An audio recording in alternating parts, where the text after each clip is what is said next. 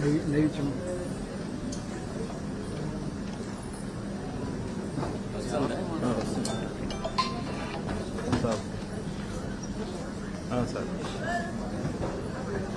Sir చూస్తాను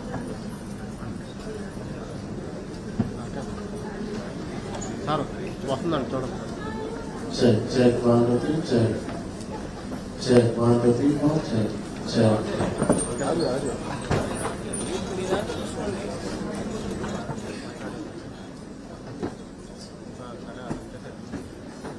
Check, check, 1, 2, 3, check. Testing, check.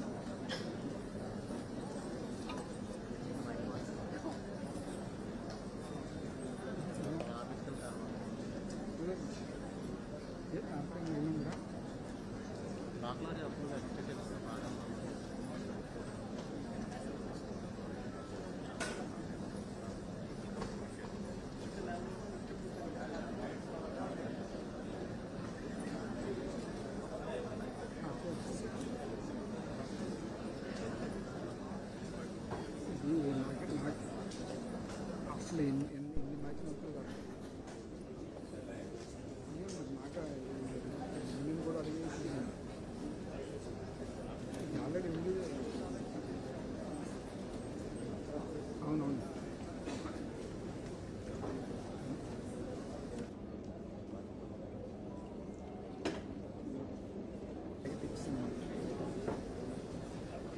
ఆపేది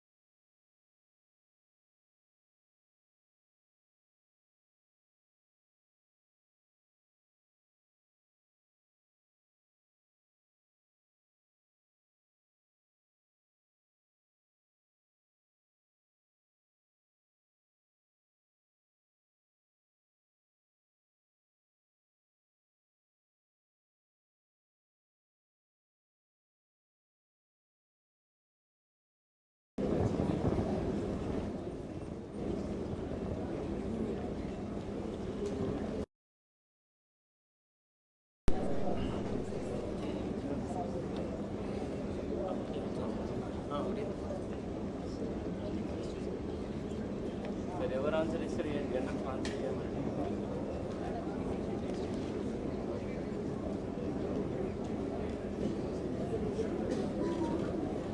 సరే ఎవరు ఆన్సర్ చేస్తారు జనరల్ ఆన్సర్ చేయమని జనరల్గా అడుగుతారు same behaviour same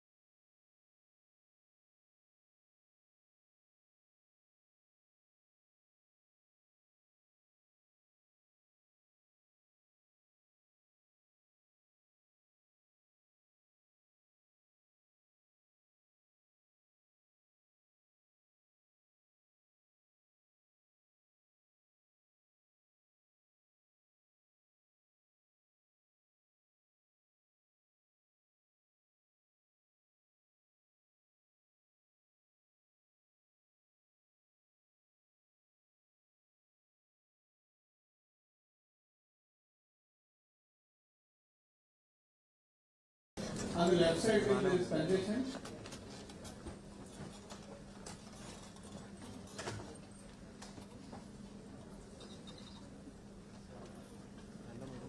Mic check.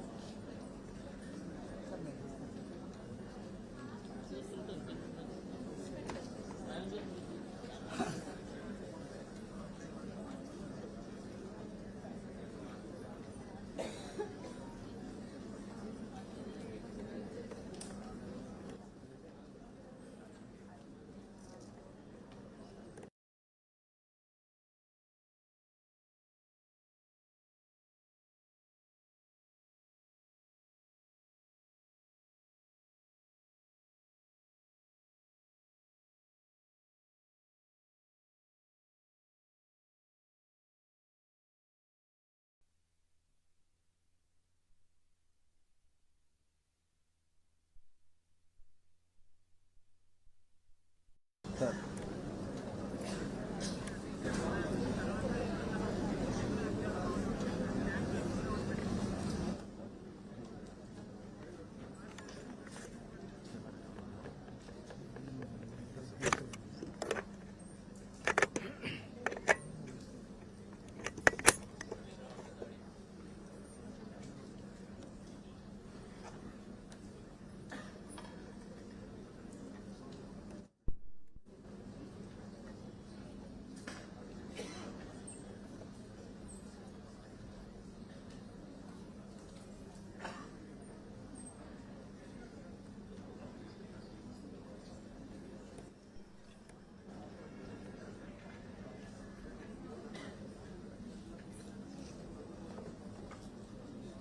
Camera దగ్గర ఉన్నాను.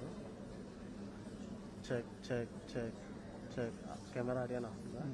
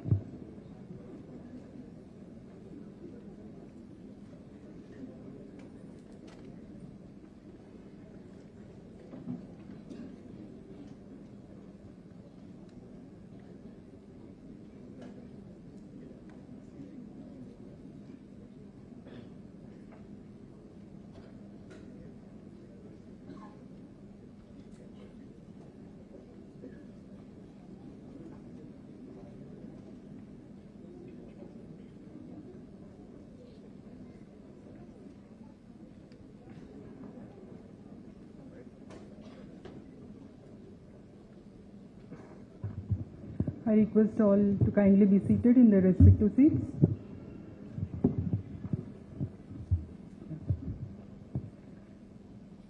My hearty pranams to the Honorable the Chief Justice of High Court of Andhra Pradesh, Honorable Mr. Justice Sri Dheer Singh Thakurji, Honorable Mr. Justice Sri G. Narendra Garu, Chairperson, Juvenile Justice Committee and Senior Judge of High Court of Andhra Pradesh, Honorable Members of Juvenile Justice Committee and Judges of High Court of Andhra Pradesh, Honorable Srimati Justice V. Sujata Garu, Honorable Dr. Justice V. R. K. Krupasagar Garu, Honorable Srimati Justice Venkata Jyotirmayi Pratapa Garu, Honorable Srimati Justice Kiranmayi Mandava Garu, the other esteemed judges of the High Court of Andhra Pradesh, Honorable Registers, Honorable Member Secretary and Secretary High Court Legal Service Committee, distinguished functionaries of various departments of Government of Andhra Pradesh, respected judicial officers, voluntary organizations and NGOs, children and parents present, and print and electronic media, ladies and gentlemen, a very pleasant morning to the one and all. It's my absolute honor to invite this august gathering and to extend a word of warm welcome to today's the annual state level Stakeholders Conference 2024, in short TASSC 2024, on protection of rights of children living with disabilities, with a special focus on children in conflict with law and children in need of care and protection, conducted by the Honorable High Court of AP in association with the Government of AP Department of Women, Children, Differently Abled and Senior Citizens. It's our fortune today to have this program in the august presence of His Lordship Honorable Sri Justice Dheer Singh Thakurji, Honorable the Chief Justice. His Lordship's very presence today underscores the importance of this cause and the commitment of our judiciary to uphold the rights of our most vulnerable citizens. We are extremely fortunate enough to be backed by a very motivated, dedicated Honorable Sri Justice G. Narendra Garu, the Chairperson of Juvenile Justice Committee, who within a short span of time had sent a message across that he is a man on mission, but for whose constant persuasion, bird's eye view, this program has seen the light of the day. Through the planning and enormous encouragement of the highly motivated Chairperson and the members of the JJ Committee, today's program is being conducted in the august presence of my Lord, Honorable the Chief Justice. At this moment, let us recollect the words of Kofi Annan. I quote, "There's no trust more sacred than the one the world holds with the children. There's no duty more important than ensuring that their rights are respected, that their welfare is protected, that their lives are free from fear and want, and that they can grow up in peace." I unquote. Thus, children are the most vulnerable and valuable citizen in our society, and we owe them to give their challenges and needs utmost attention and care. Among this vulnerable population, otherwise able children stands out facing greater challenges and risks than their peers. This is a group that needs not only the care but also protection, early intervention, specialized attention, and services that listen to them and amplify their voice in a world that often overlooks their unique needs. The central idea of this consultation today, as per the guidelines of Juvenile Justice Committee of Honorable Supreme Court of India, is of twofold. Firstly, aim to review existing schemes, mechanisms established already for children with disabilities who fall within the legal categories described by Juvenile Justice Act. Additionally, to set targets for the development and action plan. Today, many critical legal frameworks enshrine the protection of children with disabilities. However, UNICEF 2022 fact sheet on children with disabilities paints a troubled picture of their reality. They are overrepresented in institutions and child care facilities. The mortality rate of these children are 100 times higher than others. So, ladies and gentlemen, let's begin this session today, which is a significant step forward in our collective effort to ensure that every child, regardless their ability, is afforded the rights and opportunities they deserve. So let us start the program by lighting of the lamp. I request all the dignitaries to kindly proceed to the lighting of the lamp as we begin the significant event. It's a tradition for the ceremonious lamp symbolizes the dispelling of darkness. May I request Durga Bhavani Garu, Protection Officer, to kindly assist my Lord and other dignitaries.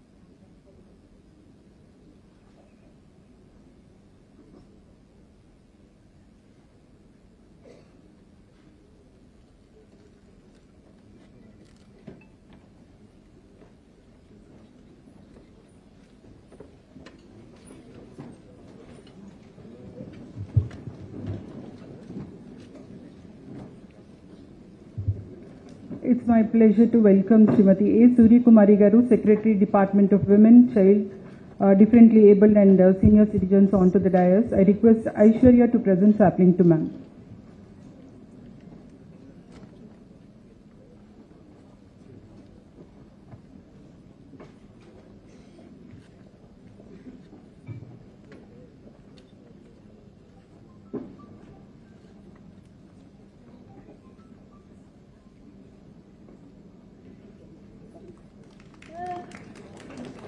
Let's welcome Sri Soni George Kutti Garu from UNICEF. I request Ms. Anusha to present sapling.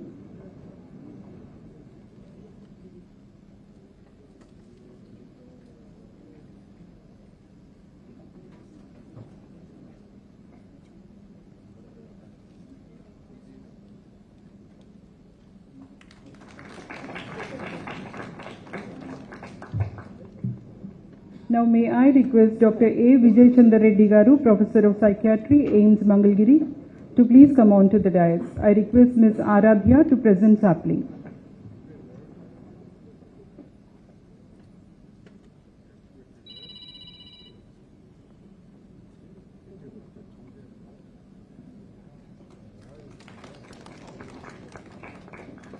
Ladies and gentlemen, join me in welcoming Sri B. Ravi Prakash Reddy Garu, Department of Differently Abled, Transgender and Senior Citizens. I request Ms. Swati to present sapling to our guests.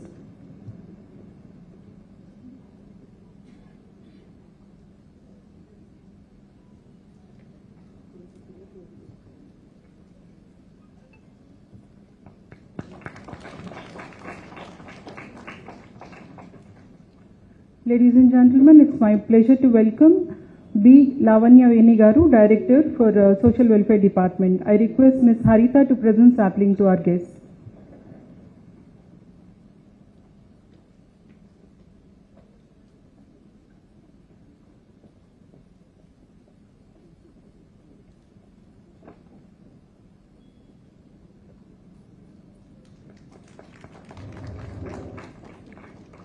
Let us welcome Srimati S. Bhargavi Garu, Secretary, Tribal Welfare.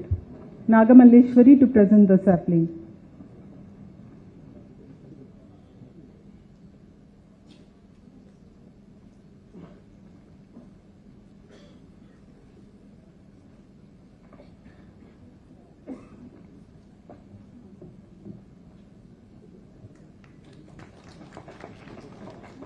Let us welcome Sri S. Satish Kumar Garu, Superintendent of Police, Guntur District. I request Ms. Sagarika Soumya to present sapling.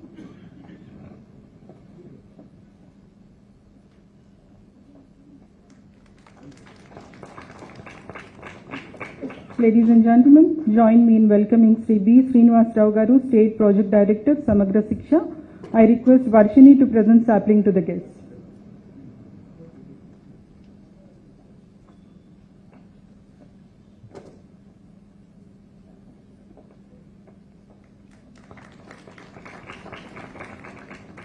Let's welcome Sri K. Kannababu Garu, Secretary for AP Social Welfare. I request Ms. Nagasudha Varshini to present sapling to our guests.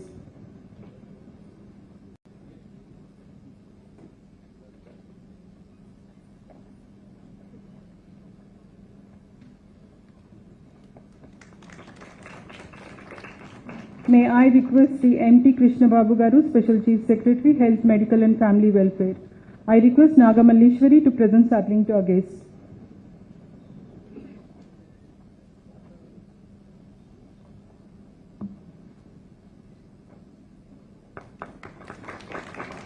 I request Sri M. Venugopal Reddy Garu, Director of Department of Women Development, Child Welfare and Juvenile Welfare and Correctional Services to come on to the dais. I request Venkat Ratnam to present sapling to the guests.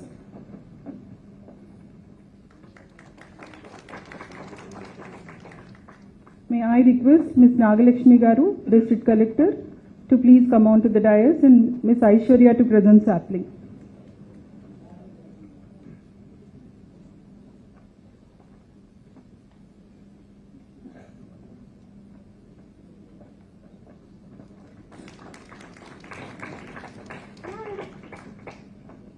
Ladies and gentlemen, please join me in welcoming Honorable Srimati Justice Kiranmayi Mandava Garu, Member Juvenile Justice Committee, AP High Court and Judge of High Court of Andhra Pradesh, who is known for her dedication and unwavering commitment. Please come on to the dais, ma'am. I request Ms. Lata to present sapling to her ladyship.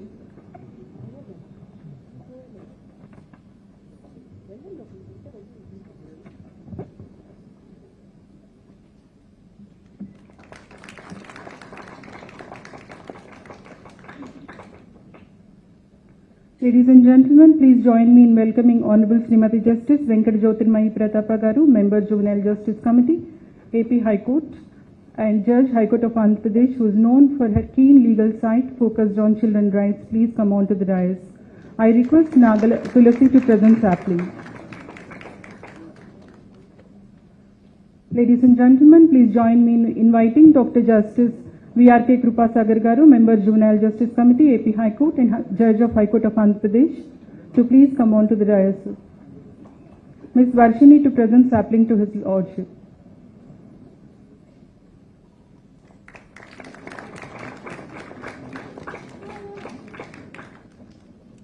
May I request Honorable Srimati Justice V. Sujata Garu, Member Juvenile Justice Committee, AP High Court, who is known for her simplicity and keen in child rights, onto the dais. I request Ms. Nagasudha Varshini to present sapling to her ladyship.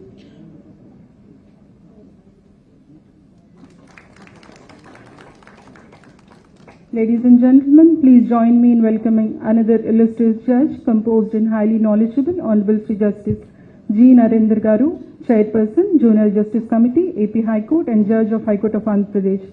I request Register Vigilance Garu to escort my lord, and may I request Ms. Nagamalleshwari to present sapling to his lordship.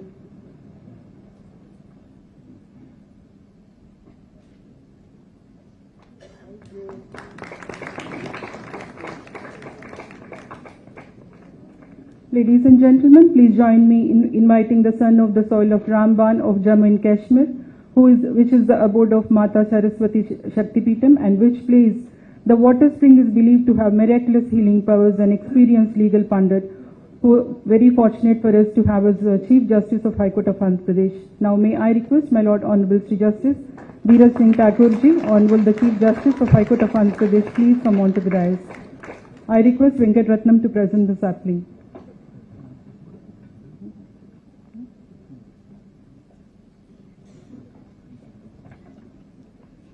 May I request Sri V. Prasanna Venkatesh Garu, Secretary for AP Social Welfare, to please come on to the dais. May I request Varshini to present the sapling.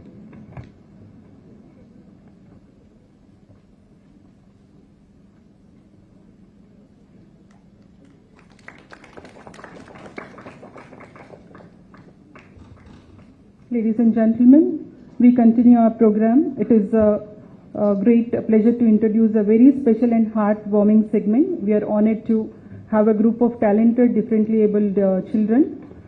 We will have they'll lead us in prayer. Please welcome Mahita, Deepika, Yashwant, Sahiti, Nagalakshmi with a warm round of applause.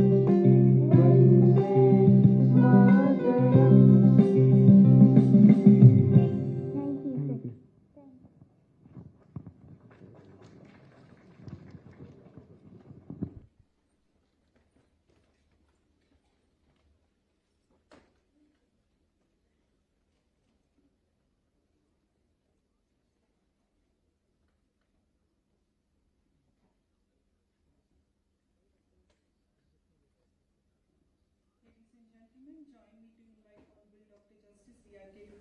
Garu, a distinguished member of Juvenile Justice Committee, to deliver the welcome address.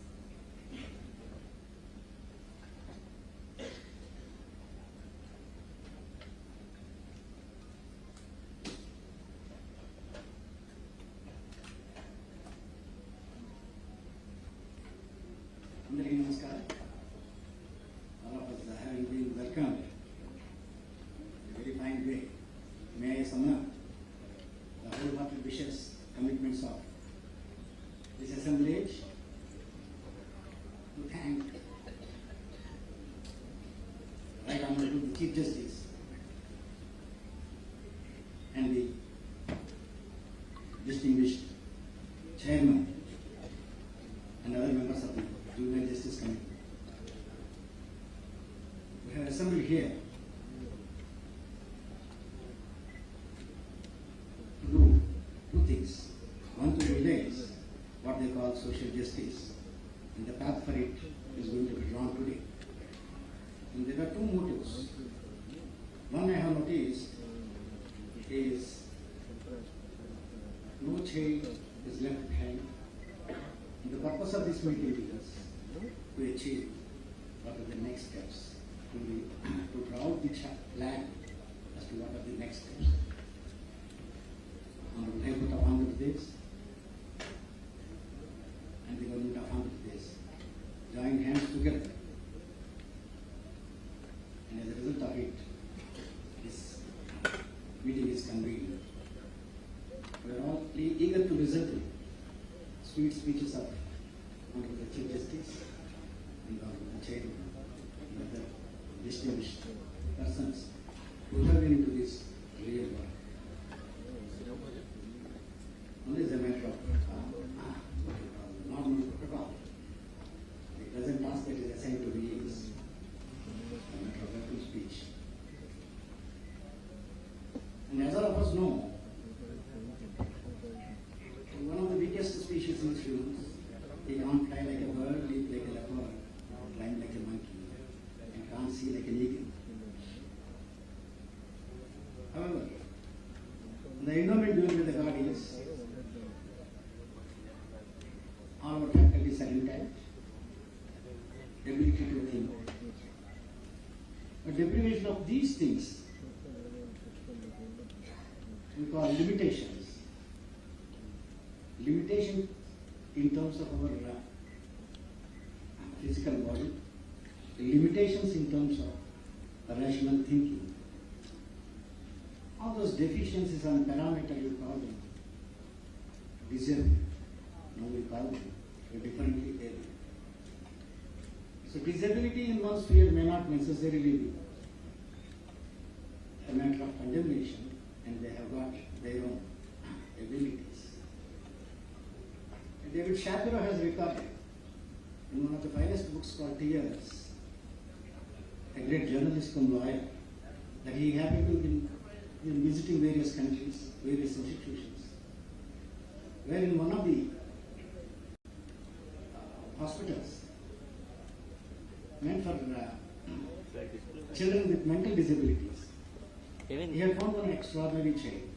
The child is of retardation, however, one great ability which no other human being normally could possess was that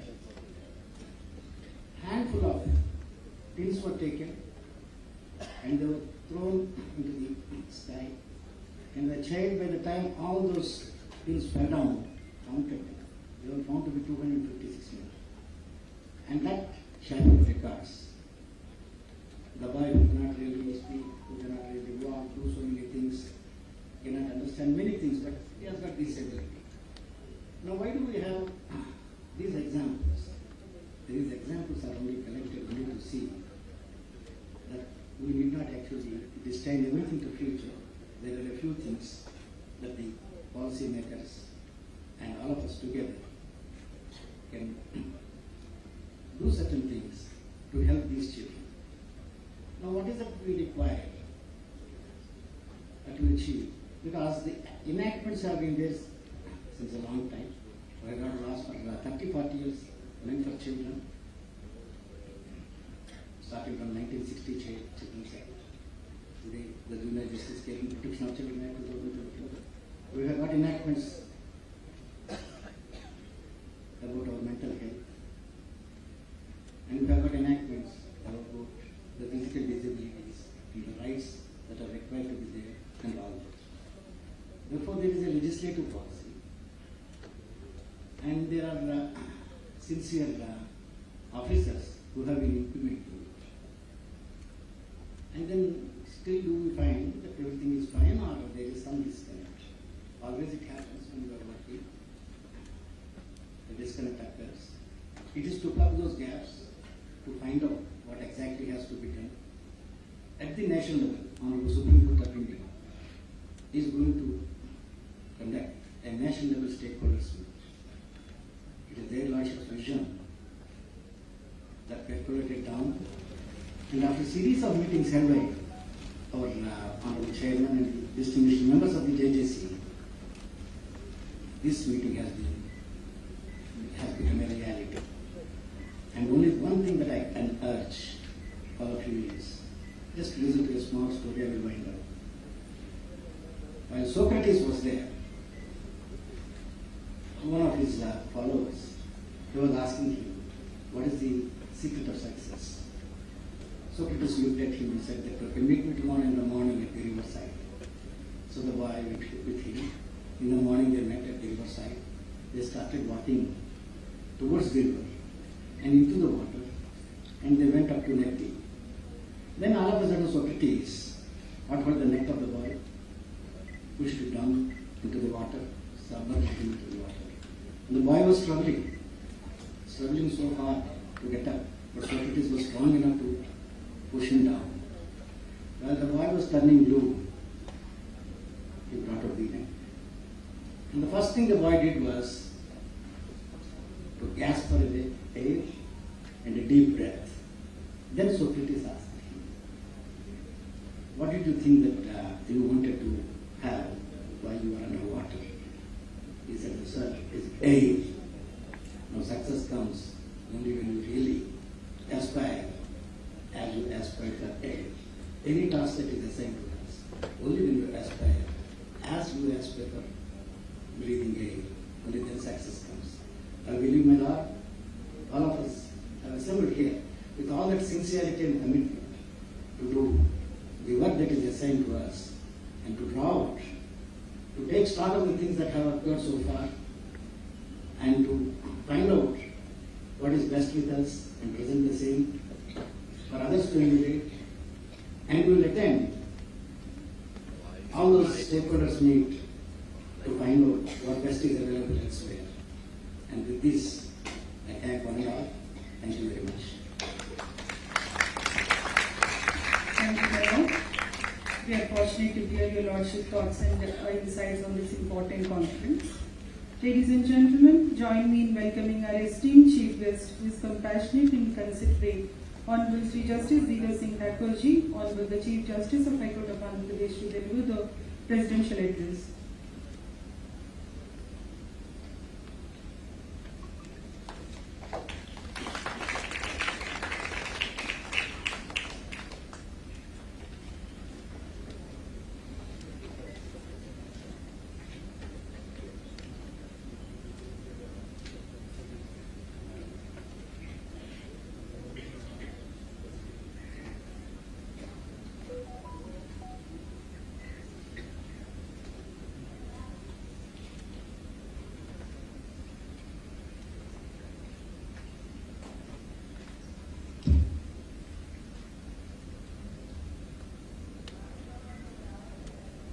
Dignitaries on the dais and off the dais, all the stakeholders, dear children, ladies and gentlemen. Before I formally start reading my written speech, I just wanted to share with you a few facts which I happened to notice today morning with regard to how vulnerable children exception. So what I saw from the report, which was tabled in the year 2023 by the National Crime Record Bureau, shows that there were about 1,62,000 offences recorded against children. 1,62,000. There were about 83,350 cases of children who went missing. And out of this 83,350 children, while 20,380 were males, 62,946 were females. The report further suggests that out of the missing children, 20,000 approximately were recovered, males, and 60,281 females were recovered. So you can imagine that according to the report, at least 2,946 female children could not be recovered at all. There is another startling fact which I noticed from the report, that as compared to the year 2021, there was an increase in percentage terms in crimes against children, which reflected approximately 7.5%. So you can imagine it is keeping pace, as if it is keeping pace, maintaining equality with the rate of inflation. And this is a very disturbing feature.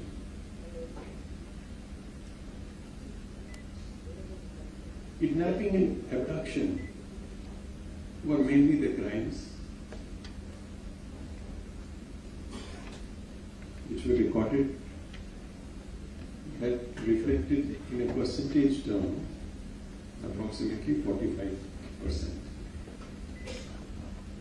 Officers from the police department, perhaps, if I'm not mistaken on my these figures, will perhaps agree with this. POCSO cases, there was an increase as compared to the figures in 2021. There was an increase for the year 2022. And why is it that there is an increase at a rate of 7% approximately every year, and one doesn't need rocket science to accept the fact that there is an increase, because they can't defend themselves and they are vulnerable. And therefore, the system needs to protect them.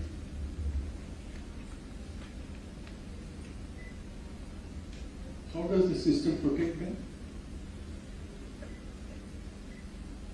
So we have two categories in the Juvenile Justice Act. One is those children who come in conflict with law and those who need care and protection.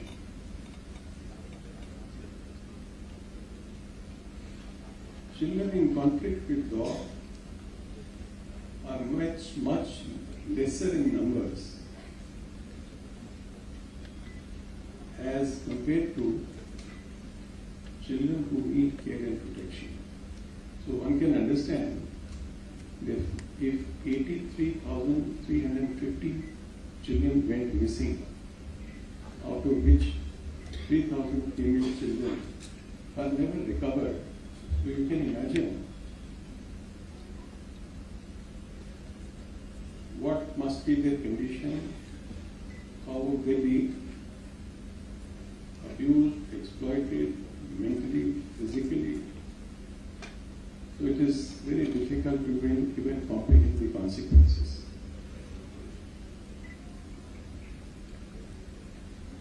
With a view to have some deterrence on keeping in view the increased number of cases under POCSO, the Act was enacted prescribing deterrent punishments. I'm not sure as to whether the punishments which are being prescribed under the Act in fact have any deterrent effect at all. If it were so, then there would be not this type of an increase on a yearly basis in such like cases. If I remember correctly,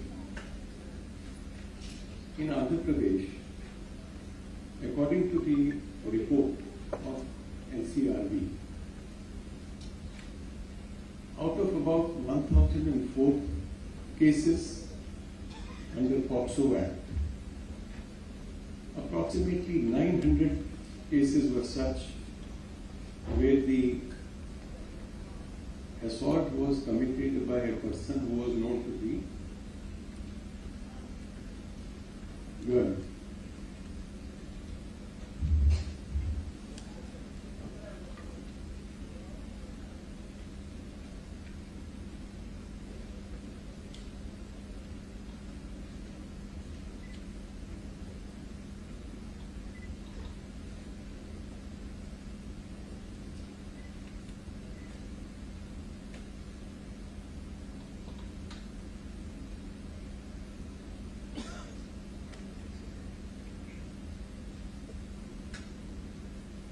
So it appears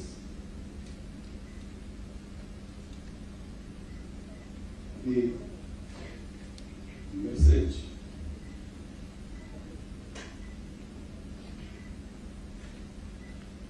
which the lawmakers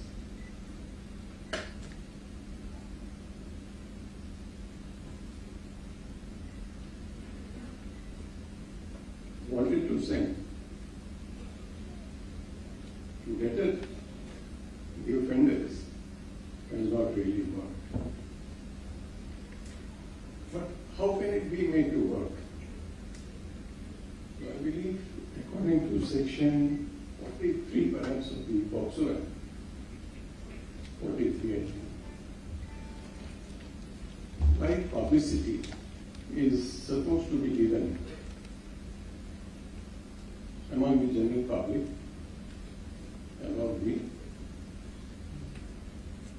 various provisions of the Act. And this I would consider was an attempt by the lawmakers to ensure, firstly, that those children who are assaulted sexually or are harassed sexually are made aware, and even their parents and guardians are made aware that there is a way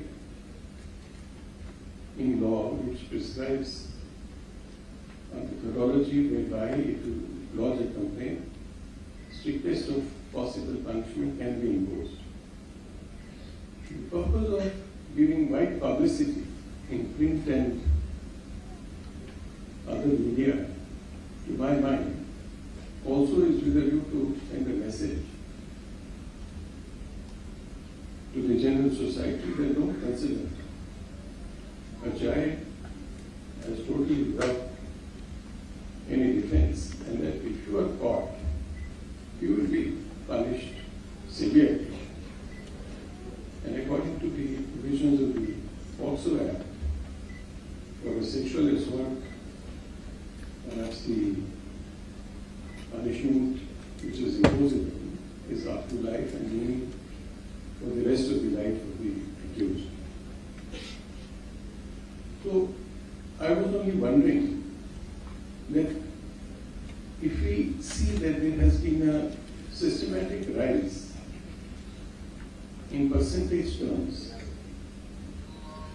in the crimes against children with reference to the POCSO Act, where have we faltered? Is it because we have not carried the message to the general public and the people, as the offenders, are still under a belief that look here, because the child is small, he or she won't be in a position to report the offense, and therefore we can go scot-free? Is that the feeling? If that is the feeling, then that needs to be dispelled. And how can we dispel it?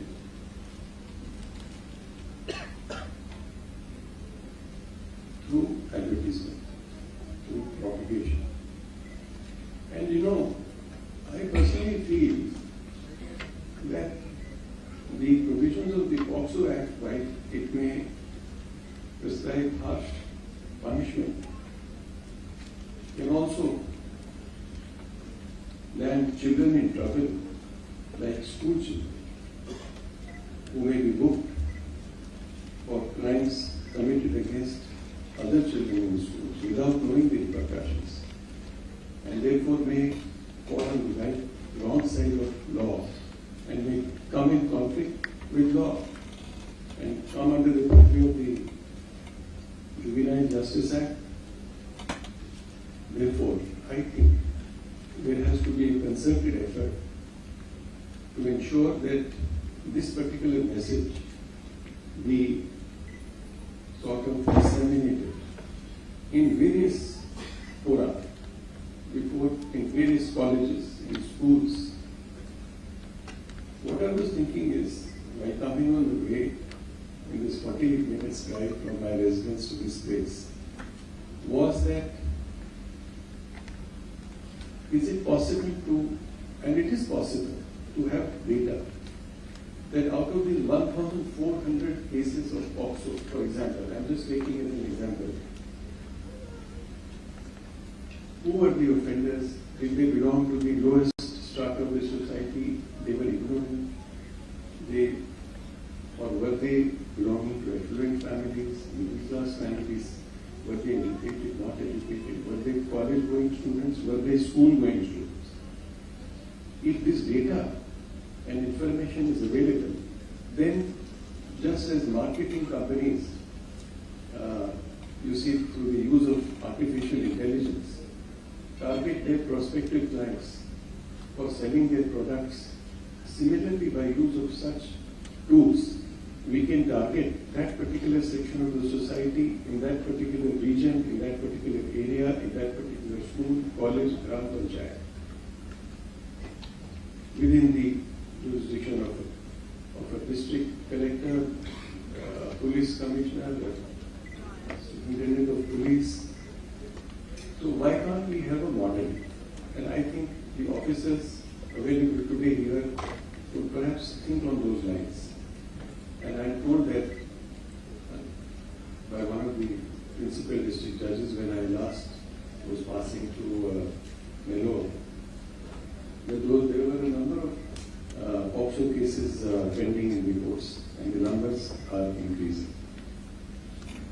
Therefore, that is just one of the thoughts which came to my mind.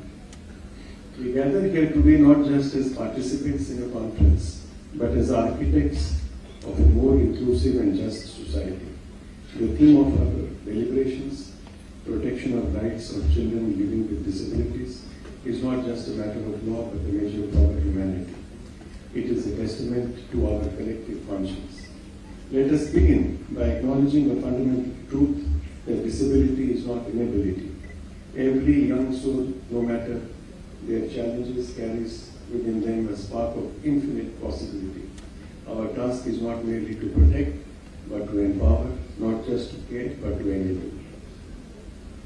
In the words of Mahatma Gandhi, the true measure of any society can be found in how it treats its most vulnerable members. The children we discuss today, those in conflict with law and those in need of care and protection, are not just recipients of our compassion, they are holders of rights. Our Constitution, the bedrock of our democracy, enshrines the principles of equality and dignity for all.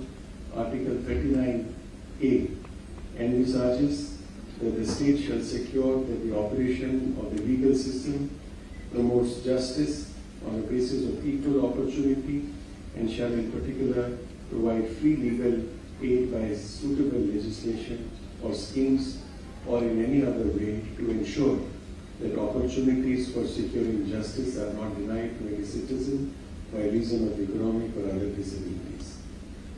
The United Nations Convention on the Rights of Persons with Disabilities, adopted in 2008, to which India is a state party, in Article 7 requires state parties to take all necessary measures to ensure the full enjoyment by children with disabilities of all human rights and fundamental freedoms on an equal basis with other children.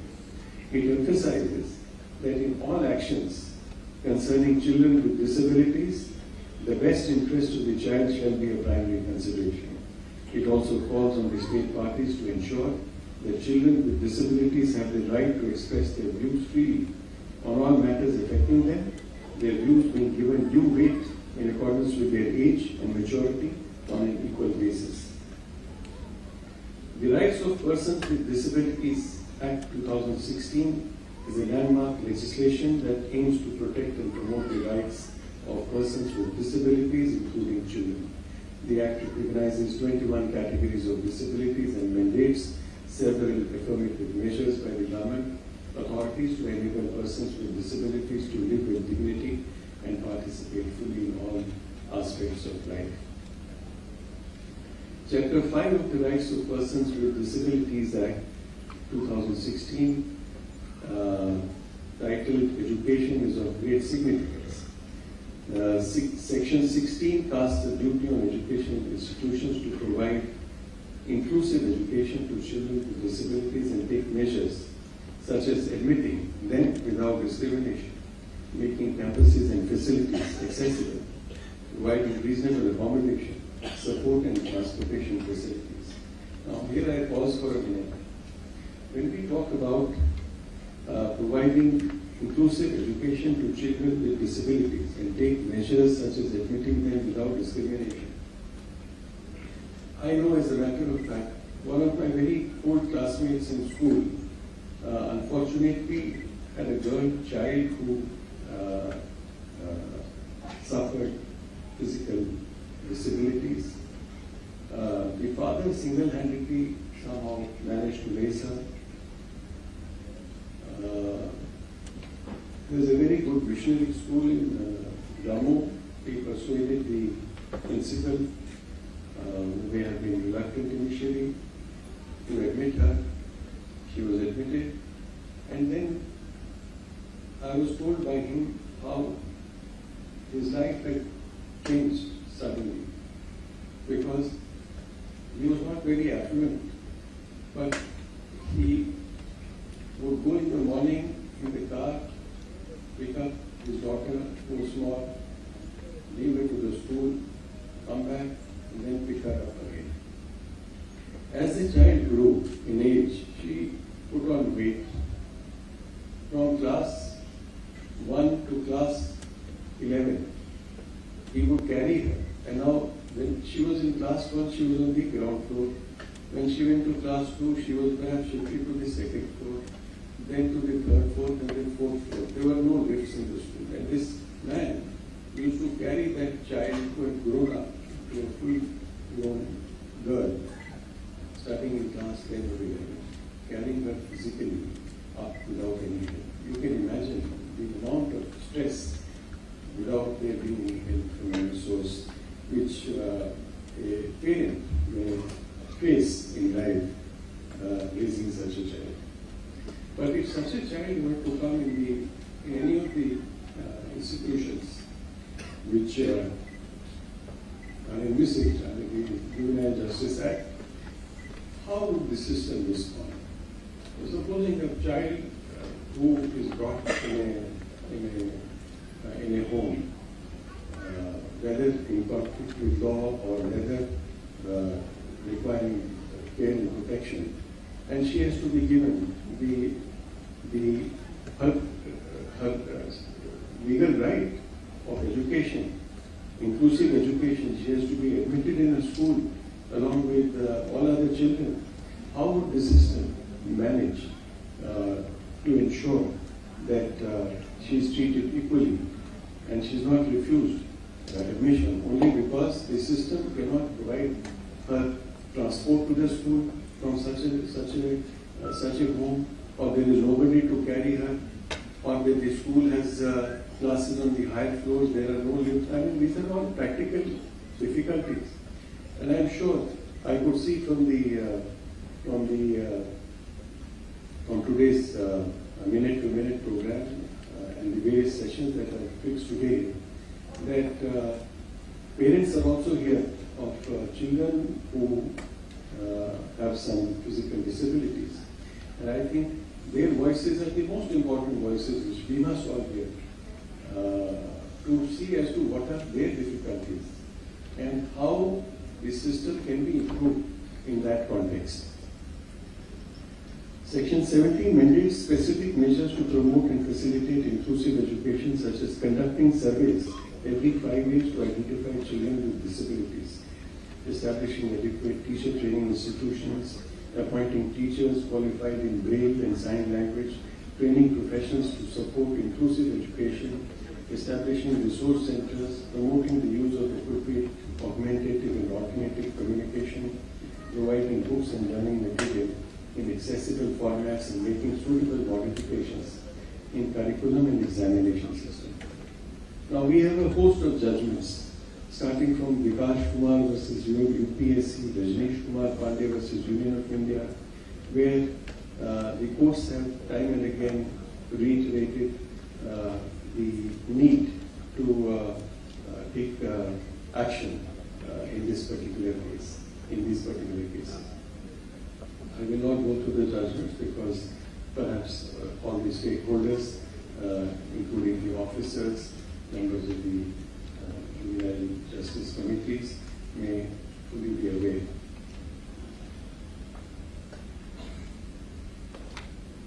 I'm constrained for time, therefore I'll just skip a few issues. Mental health and invisible challenges. As we discuss disabilities, let us broaden our perspective, and mental health issues, often invisible, can be equally debilitating. The Mental Health Care Act of 2017 recognizes the rights of persons with mental illness. We must integrate this understanding into our child protection systems. Children with intellectual disabilities or those on the autism spectrum face unique challenges in navigating the justice system. We must develop protocols and training programs to ensure that these children are not further traumatized by their interactions with law enforcement and judicial processes.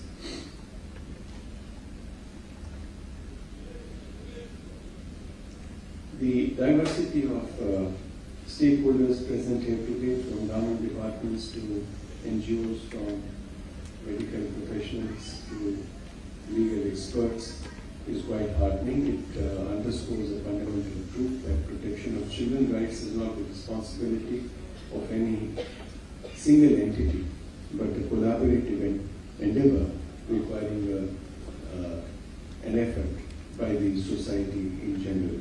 I therefore urge each one of you to lead this conference with not just increased awareness, but with a commitment to action. Whether you are a policymaker, a frontline worker, or a concerned citizen, you have the power to make that difference. Let us pledge to build a society where every child, regardless of ability or circumstance, can dream, aspire, and achieve. In protecting their rights, we are not just fulfilling the legal or moral obligation, we are investing in the very soul of our democracy and the future of our great nation. Thank you.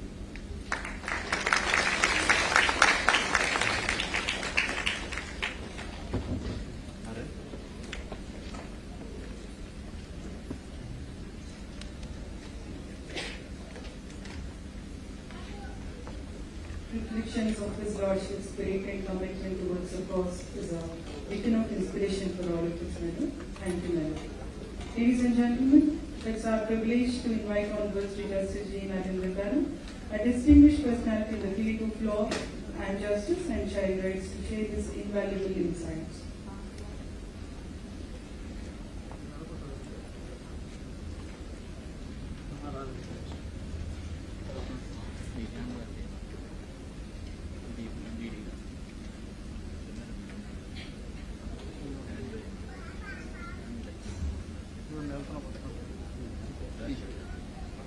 Honorable Chief Justice, my dear brother and sister judges, dignitaries on the rise, dignitaries of the rise, and more important, and the star of today's function, I can say, our children who have come from different places. Their very presence has ensured a happy home. Good morning to all. I've been tasked with the work of presenting the keynote address, which will be the underlying policy or policy statement of this gathering. As we all know, the JJ Act was enacted in 2000 in order to provide for protection of children. The Act came to be amended in the year 2006 and 2011. And despite the amendments, the erstwhile Act was found wanting on several fronts, including steps to abate the abuse of children, address the inadequacies of measures and facilities, rehabilitation measures, modulating corruptions, role and accountability of institutions, and importantly, upliftment of children in need of care and protection, and to bring in measures to address the issue of increasing number of crimes by the juveniles and so also the juvenile victims. In this regard,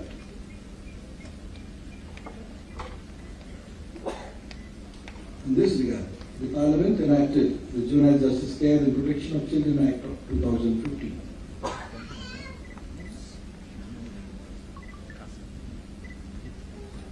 Apart from focusing on the need for increased measures in the domain of care and protection, the Parliament also visualized and addressed the worrying aspect of increasing number of child offenders, and that too in the commission of heinous crimes. Apart from addressing the issues aforestated, the Act also focused towards measures to be adopted for rehabilitation and social reintegration of juveniles in conflict with law, and also addressed a wide range of issues relating to adoption of the orphaned, abandoned and surrendered children. With this vision, the Act of 2015 came to be enacted with the objective of consolidating the law with regard to children and juveniles in conflict in a more comprehensive manner. It would not be out of place if we were to state that the quest and vision of the authorities is to ensure the upliftment of children in need of care and protection and alleviate the juveniles who have fallen foul of the law. This conference of stakeholders is an extension of the tenor, vision and objective of the concept visualized by the Supreme Court Juvenile Justice Committee, headed by Honorable Justice B.V. Nagaratna, Judge Supreme Court of India. The primary object of today's stakeholders meeting is not merely to ensure the collaboration of stakeholders and provide a platform for the confluence of the minds of the men that matter, but is organized with the larger object of publicizing the rights that have been guaranteed by the state to children who have been subjected to violence and who have become victims of mindless acts by perverted minds. The theme of today's collaboration is not merely to share the concerns of the stakeholders, but also to send out a strong message to the wild thinking who believe they can render violence on the little flowers and get away with it. Today's conference is organized in right earnest, not just as a mere show of solidarity, but to demonstrate to one and all that the might of the state is at the beck and call of the most vulnerable section of the society, civil society, that is, the precocious children. It is the oft-stated truth that the children are the future of any nation. Today's program has been enthused by the apprehensions expressed by various stakeholders, more pertinently, with regard to lack of data relatable to children with disabilities.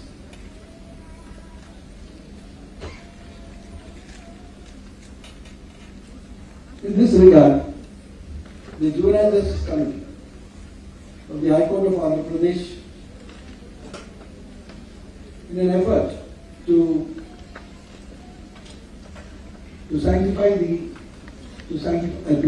consolidate the data and the work being rolled out by the various stakeholders, initiated steps in the form of interaction with the various stakeholders. Meetings were held, and the result of such meetings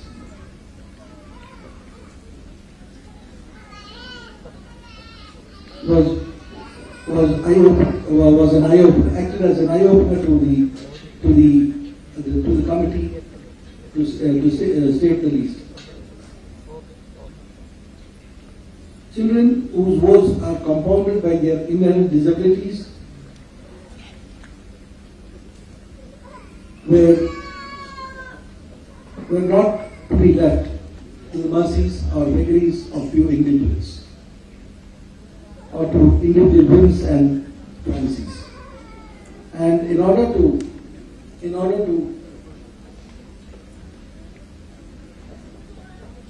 ensure that the measures envisioned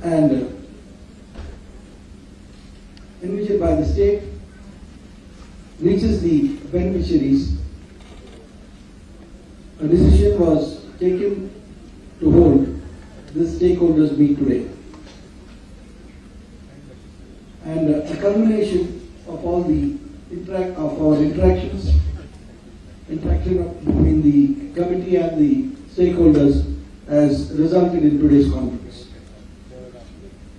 The sheer number of stakeholders who are collaborating today is a proof of the commitment towards the cause of children in need of care and protection, and juveniles in conflict with law, and juveniles who are victims with special reference to children with disabilities. I use the word commitment without any reservation in view of the backdrop in which this conference came about. I proudly proclaim so in view of the timely and time-bound responses by the stakeholders to our meeting. The entire exercise commenced and culminated in today's conference in a matter of about less than 15 working days. A word of congratulations to all the stakeholders who have put their best foot forward to make today a reality, and that too even in such a short time. An appreciable feature has been the proactive approach adopted by the stakeholders who have gone about in playing out their roles without expecting any handholding, and it is this which emboldens me to state and assure the children of the state that they can be rest assured of the benefits and the various programs reaching them at their doorsteps, and to be rest assured that caring and protective arm of the state would always be encompassing them. By the above statement, I do not intend to convey that all is done and dusted and paint a rosy picture. The intention of today's collaboration is to be seen as the start of a marathon race that is to be run endlessly and an affirmation of the stakeholders to continuously run so long as it takes, and as long as it takes. Today's gathering has nothing to do with any chest thumping and proclamation of any victory or achievement, but to underline the message that stakeholders mean business and who will abide by the mandate cast upon them by the statute. The measures that have been envisioned and put in place are many, and elucidation of the same I leave it to the concerned stakeholders. Today's collaboration is to demonstrate the multi-pronged or multifaceted approach of the stakeholders to ensure the care, protection, alleviation, emancipation of the children with a focal thrust towards children with disabilities and children who are victims of violent and perverted minds. The topics of the day not only highlight but also focus the measures rolled out by the various wings of the state to address the cause of children with disability, and in particular children with disability who have been rendered victims. Today's exercise is intended to be an exhibition of the various measures that have been put in place and are available in order to enrich and make meaningful lives of the juveniles and the children. Last but not the least, we have created an abbreviation called TASSC, which sounds more like the English word task.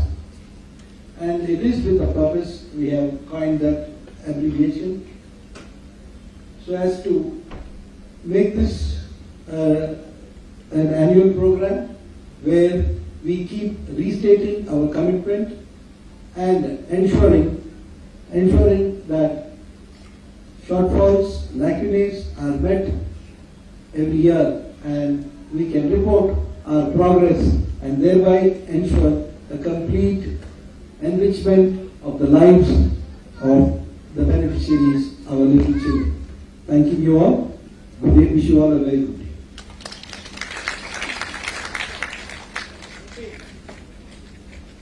Thank you, my Lord, for the keynote address. The speech of His Lordship is a manifestation of His Lordship's persona, which always goes with the causal protection of vulnerability.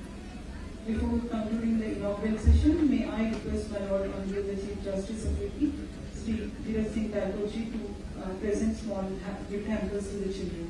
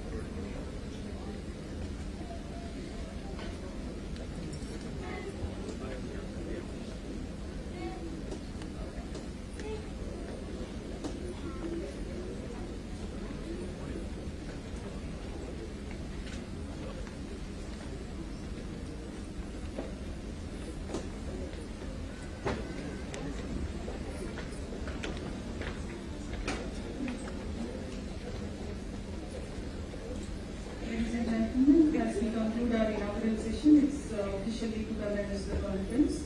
I would like to extend a heartfelt gratitude to each and everyone for taking your time for your incredibly hectic schedules to participate in this critical dialogue. Thank you.